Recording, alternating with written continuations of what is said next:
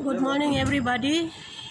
Nandito tayo sa Philippine Embassy. Ito yung building ng Philippine Embassy yan. Sa Bangladesh po to. Ito yung view nila dito. Ang ganda ng lugar. Yan.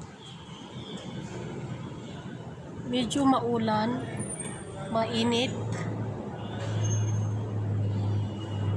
Yan, ewan ko kung nakikita yung flag natin, siguro hindi. Pumunta kami dito sa Philippine Embassy para kukuha ako ng permission letter from ambassador natin para sa mga anak ko na papasok sa university dito sa Kuwait, dito sa Bangladesh po. So, kailangan namin ng letter sa ambassador kasi yung mga anak ko dati nag-aaral doon sila sa Kuwait. Doon sila nagtapos ng high school. So, kailangan may permission letter ka na galing sa Philippine Embassy kung Pilipino ka. Yung mga anak ko dual nationality. So, nung pumunta sila sa office ng kung saan sila papasok na university, yun ang advice nila sa mga anak ko na kailangan daw na kukuha sila ng letter na galing sa embassy para madali lang sila makapasok sa university. Ito pala, ito yung lips ng anong tawag dyan, yung insulin lips. Yan. Nung umuwi ako ng Pilipinas nung November, nagdala ko niyan galing Pilipinas. Alhamdulillah tumubo na rin siya.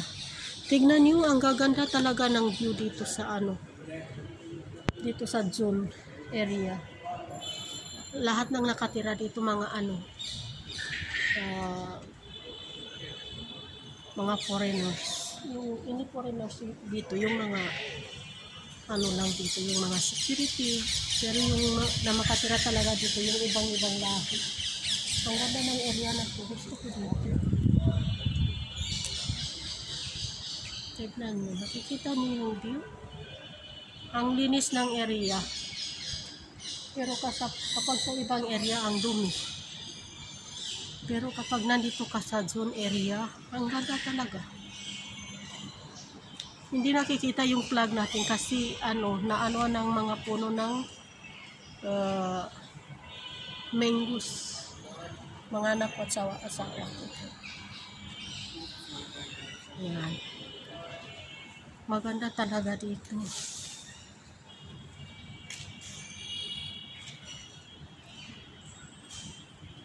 Ang tagal ko na hindi naka-video at hindi ako nakagawa ng video simula ng matagal na, mag-isang taon na yata yung last video ko.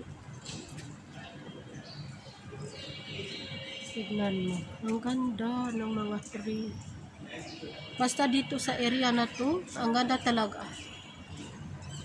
Wala kang masabi, parang foreign country. Pero kapag makalabas ka na sa area na to, wala akong masabi kung paano ka dito. Ang hirap pa ng traffic, tapos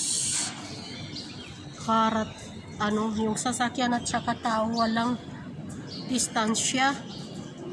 Yun ang masasabi ko. Pero dito, para kang nasa heaven, walang ka-traffic, walang makikita na mga yung tinatawag ni riksa. Ang ganda talaga. Maliit lang yung building ng Philippine Embassy. Ito, mataas siya, yan. Mataas. Pero yung embassy natin, yan, yung atin, hindi rin, yung sa likod ng poste na yan. Maganda siya.